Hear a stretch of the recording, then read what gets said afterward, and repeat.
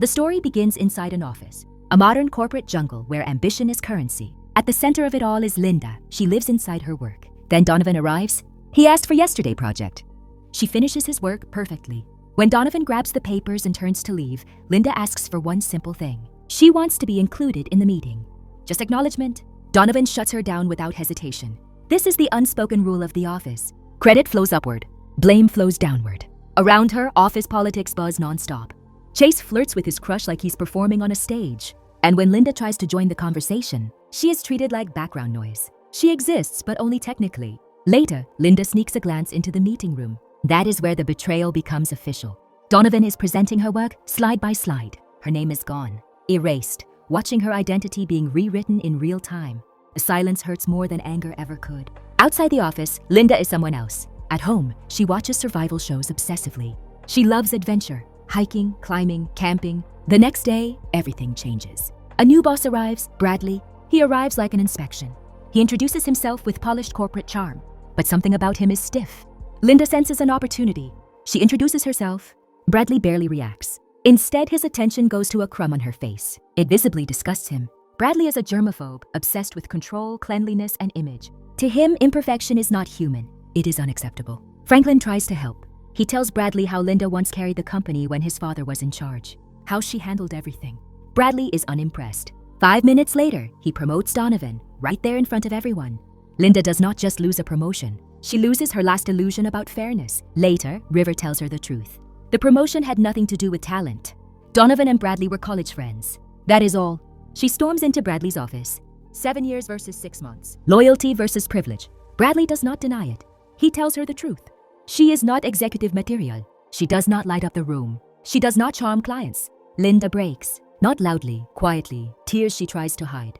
Bradley offers her a deal, a merger in Bangkok. High stakes? If she cracks it, he will reconsider. As they leave, Bradley adds one last insult, a joke about Linda's body odor, about her eating habits. Linda sits alone in her car afterward, crying. She talks herself back up. The flight to Bangkok feels like a test she is already failing. Linda works non-stop, refining her presentation. Donovan does what he does best, entertaining Bradley, laughing, bonding. Then Donovan pulls out something cruel, an old audition tape Linda once made for a survival reality show. Bradley laughs. Donovan laughs harder. Linda realizes what they are watching. Something inside her snaps. She deletes the presentation. Then the plane hits violent turbulence. Chaos erupts. Screams fill the cabin.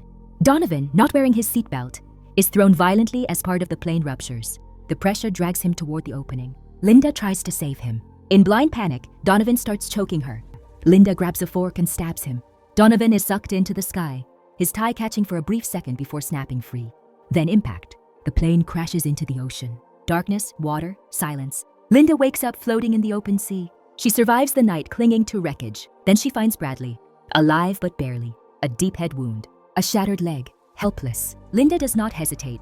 She builds shelter, collects rainwater, prepares fire, everything she has watched, studied. That night, Linda stays awake, keeping Bradley alive. When he wakes, confused and terrified, she gives him water. Only 2 survivors. For the first time in a long time, she is exactly where she belongs. Days pass. Linda thrives. She finds food, builds tools. Bradley watches. At first, he is grateful. Then he starts giving orders, corporate logic forced onto nature. They fight. Bradley reminds her she works for him. Linda laughs, then walks into the jungle alone. Bradley realizes too late that this is not the office anymore. A storm destroys the shelter. Bradley is exposed, terrified, helpless. The next morning, Linda returns. Not angry, she tells him she is going hunting. In the jungle, a wild boar attacks her. Linda kills it with a broken branch. She drags it back. At night, they eat. The power shifts. Weeks pass. Linda spots a rescue boat while bathing near a waterfall. She watches it sail away and says nothing. Bradley grows desperate. He tries to escape. Builds a raft. Fails. Finally, broken and starving, Bradley apologizes. He asks her to teach him. On a mountain overlooking endless ocean, Linda teaches him survival, not just of the body but of the self. She slips and nearly falls. Bradley saves her. That night, they drink homemade alcohol and talk. Linda speaks about her deceased husband, how he controlled her. Bradley talks about his father, obsessive, demanding, impossible to please. For the first time, they understand each other. The next morning, Linda wakes up to something strange. Silence. No Bradley. For a split second, panic grips her. Then she sees him near the shore. Bradley is swimming. Without warning, another massive storm crashes down on the island. The wind screams. Trees bend. There is no time to save anything. Linda and Bradley run. They barely reach a cave before the storm traps them. Inside, cold, they press close to each other just to survive the night. For once, Bradley says nothing. He does not command. When the storm finally passes, Bradley surprises her. Using what Linda taught him, he builds a new shelter on his own. It is not perfect, but it stands. Linda watches quietly, genuinely impressed. For the first time, they are not boss and employee. They are a team. That night, Bradley insists on making dinner. He wants to contribute, to prove he is not useless. Linda, amused and cautiously hopeful, lets him try. She takes a bite of the food. The world starts to spin. Her vision blurs. Linda collapses. Bradley watches her fall. Then he makes a choice. He leaves her. Bradley drags the raft into the water and pushes off, abandoning Linda unconscious on the island. Panic consumes him. The ocean offers no forgiveness. A massive wave crashes down and smashes the raft apart like a toy. Bradley is thrown into the water, screaming, breaking down as the weight of what he has done finally hits him. Meanwhile, Linda wakes up. She understands immediately. The food was poisoned. She stumbles to the shore and sees Bradley drowning. Despite everything, she saves him. The next day, Bradley is crushed by guilt. He cannot even look at her. Still, Linda feeds him. Still, she helps him. She tells him something that hurts more than any accusation. Later, Linda cooks again. This time, she serves Bradley octopus, beautifully prepared. Moments after eating, his body locks up. He cannot move. Linda calmly heats a fork in the fire. She kneels beside him and begins removing his clothes. She tells him this is what it felt like to be her in the office. Powerless, she brings the glowing fork close to his most vulnerable place. Bradley is screaming inside his own head. Then Linda suddenly stabs a rat nearby instead. Blood splatters across the ground. A warning. She leaves him alive. Days pass. Bradley keeps his distance. Fear replaces arrogance. Something inside him finally shatters. One day, Linda searches for food near the shore when she hears something impossible. A boat. Before she can react, someone steps onto the sand. It is Zuri, Bradley's fiancé. Alive. Linda does not scream or cry. She smiles politely and helps her, guiding her through the island. She leads Zuri toward the cliffs, the same place where Linda once nearly fell to her death. The wind is strong. The ground is slick. Zuri slips.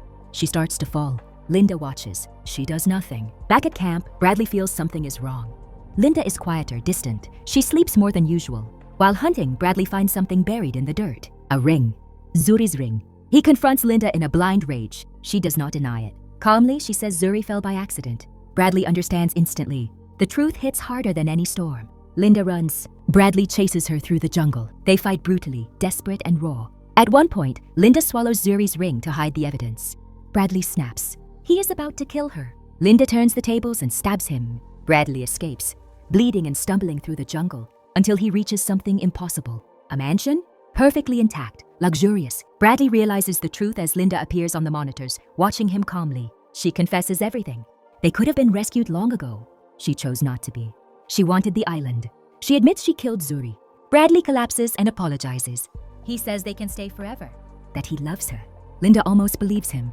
Bradley attacks, but the gun is empty. Linda kills him with a golf club. In the end, Linda is rescued. She becomes rich, famous, powerful. Her survival story goes viral. The world calls her an inspiration. She writes a self-help book. With that, the story ends. If you love this video, you have to check this one.